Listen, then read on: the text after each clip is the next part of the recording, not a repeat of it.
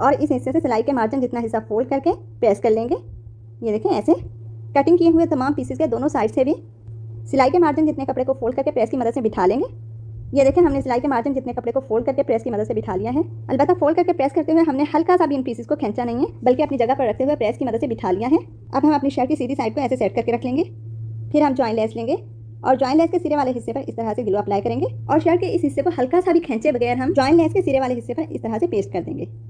अलबत्ता लेस को पेस्ट करते हुए हमने हल्का हल्का सा खींच लेना है कि सिलाई लगाते हुए हमारी लेस में हल्का सा भी किसी किस्म का झोल ना आ जाए। अब कटिंग हुए इस पीस को इस तरह से हमने कट के साथ बिल्कुल बराबर रखते हुए मिलाकर पेस्ट करना है।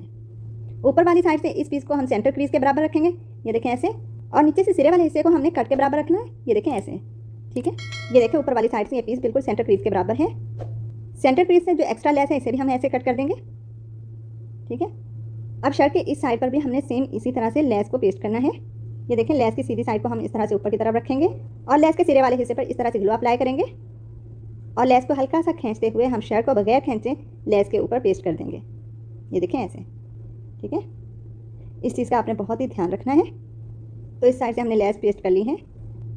इस पीस के भी ऊपर वाले हिस्से को हमने सेंटर क्रीज के बराबर रखना है, ये देखें ऐसे, और नीचे से कट के बराबर रखना है और फिर पेस्ट कर देना है। हम एक्स्ट्रा लेस कट कर लेंगे।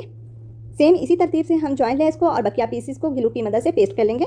हमने जॉइन लेस को और बकिया पीसीस को ऊपर वाली साइड से सेंटर क्रीज का ख्याल रखते हुए और नीचे से कटिंग वाले हिस्से को बराबर रखते हुए ग्लू की मदद से पेस्ट कर लिया है। अगर तो आप बिल्कुल बारीक डिजाइनिंग वाली जॉइन लेस यूज़ कर रही हैं फिर तो आप ऐसे ही किनारे की सिलाई लगा लें। क्योंकि मैंने रिंग लेस यूज़ की है तो इसके नीचे मुझे लाजमी तौर पर कपड़ा लगाना पड़ेगा। तो जॉइन लेस के नीचे कपड़ा लगाने के लिए मैंने पेस्टिंग पेपर के साथ ये सीधी पट्टियाँ तैयार कर ली हैं। अब हम अपनी शर्ट को ऐसे पलट कर रख लेंगे। देखो ऊपर से इस खुले हिस्से को भी मैंने पेस्टिंग पेपर के साथ बंद कर दिया है। अब हम 1 बाय 1 करके हर जॉइन लेस के ऊपर इस तरह से ग्लू अप्लाई करेंगे और फिर पेस्टिंग पेपर से बनी इन पट्टियों को जॉइन लेस के ऊपर ऐसे पेस्ट कर देंगे। तमाम पट्टियों को सेम इसी तरह से हमने जॉइन लेस के ऊपर रखकर पेस्ट कर देना है। तमाम पट्टियों को हमने ग्लू की मदद से जॉइन लेस के ऊपर रखकर पेस्ट कर दिया है। अब हम अपनी शर्ट को ऐसे पलट कर सीधा करके रख लेंगे और तमाम जॉइन लेस के दोनों साइड पर किनारे वाले हिस्सों पर हम सिलाई लगा लेंगे। तो देखिए हमने लेस के दोनों साइड पर किनारे वाले हिस्से पर सिलाई लगा ली है। अब हम अपना नेक लेंगे जिसे हमने एक्स्ट्रा फैब्रिक पर नेक की कटिंग में से निकले हुए इस पीस को ऐसे रखकर पेस्ट कर लिया था और साइडों वाले एक्स्ट्रा फैब्रिक को कट करके फोल्ड करके ग्लू की मदद से पेस्ट कर दिया था। अब गुम सिलाई के साथ लेस लगाने के लिए आप चाहें तो पूरे नेक पर पेस्टिंग पेपर के बिल्कुल साथ साथ इस तरह से फोल्ड करके चाक की मदद से आप मार्किंग कर लें या पेस्टिंग पेपर के बिल्कुल साथ साथ अलग कलर के धागे के साथ रफ सिलाई लगा लें। मैंने मार्किंग के बजाय पेस्टिंग पेपर के बिल्कुल साथ साथ रफ सिलाई लगा ली है और नेक का ये मिड पॉइंट भी बना लिया है।